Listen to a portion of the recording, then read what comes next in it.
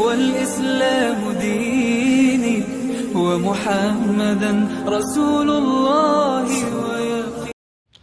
بسم اللہ الرحمن الرحیم اللہم صلی علی محمد وعلی آل محمد کما صلیت علی ابراہیم وعلی آل ابراہیم انک حمید مجید اما بعد فاعوذ باللہ من الشیطان الرجیم بسم اللہ الرحمن الرحیم فانکحوا ما طاب لکم من النساء مثنى وثلاث ورباع قال رسول اللہ صلی اللہ علیہ وسلم النکاح من سنتی او کما قال علیہ الصلاة والسلام صدق اللہ العظیم وصدق رسولہ النبی الکریم۔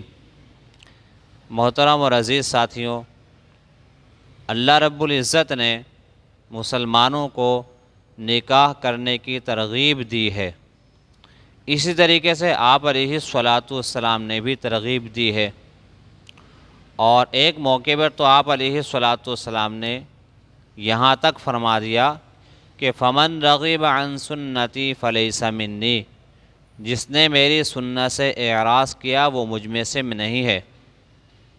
آپ علیہ الصلاۃ والسلام کی باقاعدہ سنت ہے نکاح کرنا، اور نکاح سے اعراض کرنے والے کے لیے آپ علیہ الصلاۃ والسلام نے یہ وعید ارشاد فرمائی ہے، فضائل بھی سنائے ہیں اور ترغیب بھی دی ہے۔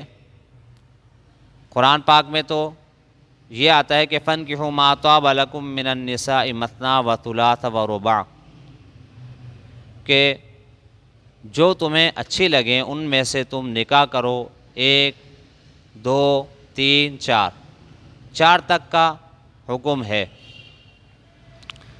یہ قرآن پاک کی آیت کا مفہوم ہے۔ اس کی تشریح اور تفصیل احادیث میں آتی ہے، کب نکاح کرنا ہے کب نہیں کرنا، اور دوسری کے لیے کیا شرط ہے، تیسری کے لیے کیا شرط ہے۔ یہ تو قرآن پاک کی آیت کا مفہوم میں نے آپ کو عرض کر دیا۔ اس کے علاوہ حدیث میں آپ علیہ الصلاۃ والسلام نے جگہ یہ ارشاد فرمایا کہ عورت مرد کے بغیر ادھوری اور مرد عورت کے بغیر ادھورا۔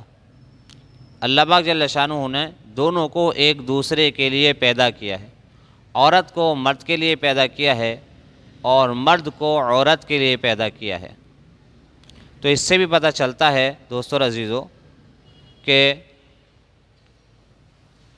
نکاح کو غیر اہم نہ سمجھے بلکہ اپنی زندگی کی ایک اہم ضرورت سمجھیں، اور ہم سمجھیں یا نہ سمجھیں لیکن نکاح جو ہے وہ انسان کی زندگی کی ایک بہت ہی اہم ضرورت ہے۔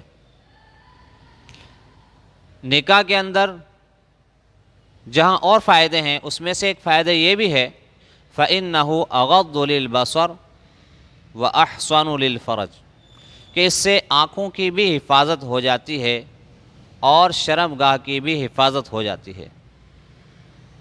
اور یہ جو 2 عضو ذکر کیے گئے حدیث میں کہ جن کی حفاظت ہو جاتی ہے، گناہوں میں ان کو بہت بڑا عمل دخل ہوتا ہے، بہت بڑا کردار ہوتا ہے۔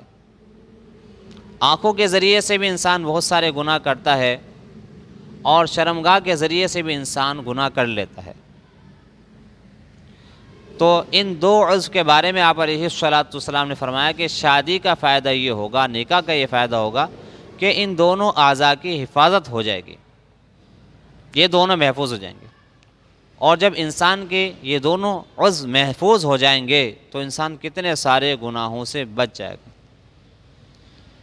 اور ایک حدیث کا مفہوم ہے کہ جب انسان نکاح کر لیتا ہے تو اس کا ایمان مکمل ہو جاتا ہے۔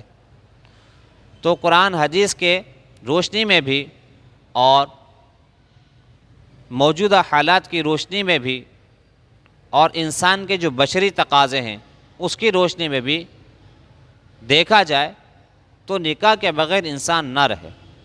اگر نکاح کرنے کی طاقت نہیں ہے، قدرت نہیں ہے تو ایک الگ بات ہے، لیکن جو شخص نکاح کر سکتا ہے تو اس کو چاہیے کہ وہ نکاح کر لے، نکاح کے بغیر نہ رہے۔ خلاف سنت بھی ہوگا اور گناہوں کا مرتکب بھی ہو سکتا ہے اگر کوئی مجبوری نہیں ہے، مجبوری ہے تو ایک الگ بات ہے، اور اگر مجبوری نہیں ہے تو پھر نکاح کے بغیر انسان نہ رہے، کم از کم ایک نکاح تو انسان کر ہی لے۔ اگرچہ امتی کو 4 تک کی اجازت ہے، اور وہ بھی اس وقت ہے، اس صورت میں جب حقوق کی ادائیگی مکمل کر سکے۔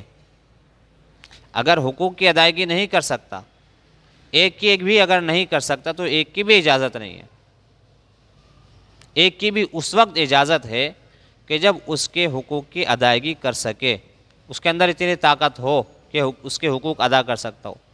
پھر بہرحال حقوق میں تفصیل ہے، علماء کرام سے ہم جا کر معلوم کریں، ہم آپ کو موٹی موٹی بات بتا دیتے ہیں اور ظاہری باتیں آپ کو بتا دیتے ہیں، کیونکہ وقت تھوڑا ہوتا ہے، تو حقوق کی تفصیل جو ہے وہ ہم علماء کرام سے، مستند علماء کرام سے معلوم کریں۔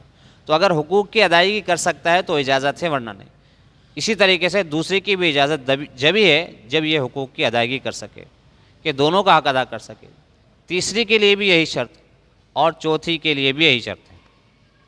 اور ایک وقت میں 4 بیویاں اس کے نکاح میں ہو سکتی ہیں، ایک وقت میں 5 بھی نہیں ہو سکتی، 4 تک کی اجازت ہے۔ قرآن کی آیت کا بھی مفہوم یہی ہے، اور آپ علیہ الصلاۃ والسلام کی تعلیمات کا خلاصہ بھی یہی ہے۔ صحابہ رضی اللہ تعالی عنہم اجمعین کے عمل سے بھی یہی ثابت ہوتا ہے۔ بعض لوگ ایسے ہیں کہ جنہوں نے 4 سے زیادہ بھی شادیاں کی ہوئی ہیں، اور دلیل ان کے پاس یہ ہے کہ منع نہیں ہے 4 سے زیادہ کرنا، یہ دلیل ہے۔ حالانکہ کسی چیز کو کرنے کے لیے صراحتاً اگر ممانعت ہو تو اب ٹھیک ہے، اور اگر صراحتاً ممانعت نہ ہو اور عملی طور پر بھی وہ چیز نہ ملتی ہو، نہ صراحتاً ممانعت ہے کہ 4 سے زیادہ شادی نہیں کر سکتے، اس کے صراحتاً وعید نہیں ہے، ممانعت نہیں ہے، ٹھیک ہے، نہیں ہے، لیکن عملی طور پر بھی ہمیں صحابہ سے اس سے زیادہ نہیں ملتا۔ صحابہ کی زندگی سے ہمیں یہی ملتا ہے کہ 4 سے زیادہ کی اجازت نہیں ہے۔ تو اگر کوئی شخص یہ کہتا ہے کہ منع نہیں ہے، تو پھر اس سے یہ کہا جائے گا کہ آپ کوئی آیت یا کوئی حدیث ایسی دکھائیں کہ جس میں 4 سے زیادہ کا حکم ہو۔ چلو ہم آپ کی بات مان لیتے ہیں کہ منع نہیں ہے، لیکن ثابت بھی نہیں ہے۔ البتہ حضور صحابہ رضی اللہ تعالیٰ عنہم اجمعین کی زندگی سے یہی ثابت ہے کہ 4 سے زیادہ کی اجازت نہیں ہے، اور 4 بھی اسی وقت جب کہ ان کی حقوق کی ادائیگی کر سکے، اس شرط کا ہونا بہت ضروری ہے۔ اور اگر حقوق کی ادائیگی نہیں کر سکتا تو پھر اس کو پہلے کی بھی اجازت اسی وقت ملے گی جب ادائیگی کر سکے، نہیں کر سکتا تو پھر اجازت نہیں ہے۔ یہی دوسری کے ساتھ، یہی تیسری کے ساتھ، یہی چوتھی کے ساتھ ہے۔ بہت سارے مسلمان ایسے ہیں کہ جن کو اللہ نے استعداد دی ہے، وہ دوسری بھی کر سکتے ہیں، تیسری بھی کر سکتے ہیں، لیکن پہلی بیوی کی وجہ سے مجبور ہوتے ہیں، نہیں کر پاتے، تو انہیں سمجھایا جائے، انہیں ترغیب دی جائے۔ اگر سمجھ میں آ جائے بات تو بہت اچھی بات ہے، ورنہ پھر صبر کریں اور اس کو اس انداز سے سمجھائیں، آپ خود نہ سمجھائیں، کسی اور کے ذریعے سے ان تک بات پہنچائیں کہ اللہ نہ کرے اس وجہ سے یہ گناہ میں مبتلا ہو گئے تو اس کا وبال کس پر آئے؟ اس پر تو آئے گا ہی۔ یہ اجازت نہ دینے والی بھی اس وبال میں شامل ہو جائے گی، اس کا بھی اس میں حصہ پڑ جائے گا۔ اور شوہر کیونکہ اس کی ضرورت ہے دوسری شادی، اور پہلی رکاوٹ بنی ہوئی ہے، تو وہ اپنا کام یعنی دوسری شادی اگر اس کو شادی نہ کر سکا، اس سے اپنی ضرورت کو پوری نہ کر سکا، تو پھر وہ کسی اور انداز سے اپنی ضرورت کو پورا کرے گا، ناجائز طریقے سے اپنی ضرورت کو پورا کرے گا۔ تو یہ پہلی بیوی اس کو تو برداشت کر لے گی اس بات کو، لیکن اس بات کو برداشت نہیں کرے گی کہ اس کے نکاح میں کوئی دوسری عورت آئے اور وہ میری سوتن بنے اور وہ میرے حقوق کی ادائیگی میں رکاوٹ بنے، اس بات کو برداشت نہیں کرے گی۔ بنیادی بات یہ ہے کہ دوسری بیوی اس کی ضرورت ہے، اور اگر وہ دوسرا نکاح نہ کرے تو پھر وہ کسی اور طریقے سے ضرورت کو پورا کرے گا، یہ بہت خطرناک بات ہے، یہ بہت خطرناک بات ہے۔ گناہ میں مبتلا ہو جانا، ناجائز طریقے سے اپنی ضرورت کو پورا کرنا، اس سے حتی الامکان انسان کو بچنا چاہیے، اور جو اس کا سبب بنیں گے وہ بھی شامل ہوں گے، آخرت میں ان کی بھی پکڑ ہوگی۔ اس کے علاوہ یہ کہ ایک بیوی ہو یا دو بیوی ہو، بیوی کے شوہر پر حقوق اور شوہر کے بیوی پر حقوق، شوہر کے حقوق بیوی پر زیادہ ہیں بنسبت بیوی کے شوہر پر، البتہ دونوں کے حقوق ہیں۔ اور اس کے علاوہ یہ ہے کہ شوہر کے اوپر اس کی والدہ کے حقوق، عام طور پر جھگڑے کا ایک سبب یہ بھی بنتا ہے کہ ماں کے حقوق کی ادائیگی میں اگر لگ جائے تو بیوی کو برداشت نہیں ہوتا، اور اگر نہ کرے، ماں کی حقوق کی ادائیگی نہ کرے تو ماں کو برداشت نہیں ہوتا۔ ماں کی نظریں جاتی ہیں بیوی کی طرف، اور بیوی کی نظریں جاتی ہیں ماں کی طرف، یہ ایک بڑا مسئلہ بنا ہوا ہے۔ اگر ہم اس مسئلے کو سمجھ لیں تو پھر ایسا نہ ہو۔ وہ مسئلہ کیا ہے کہ ایک ہے ماں کا حق شوہر کے اوپر، ایک ہے بیوی کا حق۔ ماں کا حق الگ ہے، بیوی کا حق الگ ہے۔ بیوی کا حق اور انداز سے، ماں کا حق اور انداز سے، البتہ ماں کا جو حق ہے وہ بڑھ کر ہے۔ حدیث کا مفہوم ہے کہ انسان کے اوپر 3 حصے اس کی ماں کا حق ہوتا ہے، پھر 1 حصے باپ کا حق ہوتا ہے۔ اس حدیث سے بھی ہمیں پتہ چلتا ہے کہ انسان کے اوپر ماں کا حق بنسبت بیوی کے زیادہ ہوتا ہے، تو ماں کی حقوق کی بھی ادائیگی کرے اور بیوی کے حقوق کی ادائیگی بھی کرے۔ اب ماں کا حق اگر زیادہ ہے تو اس کا مطلب یہ نہیں کہ بیوی کو نظر انداز کرے، بلکہ دونوں کے حقوق کی ادائیگی کرنی ہے۔ لیکن اس کے باوجود ماں کا حق بیوی کے حقوق کی بنسبت زیادہ ہے۔ اگر عورت مجبور کر رہی ہے ماں کے حقوق میں زیادتی کرنے کے لیے تو پھر عورت کی ایسی بات نہیں مانیں۔ اسی طریقے سے اگر ماں مجبور کرتی ہے کہ بیوی کے حقوق میں زیادتی کر، تو یہاں بھی ماں کی بات نہیں مانیں۔ ایسا کام کرنا ہے کہ ماں کا حق بھی ادا ہو جائے اور بیوی کا بھی حق ادا ہو جائے۔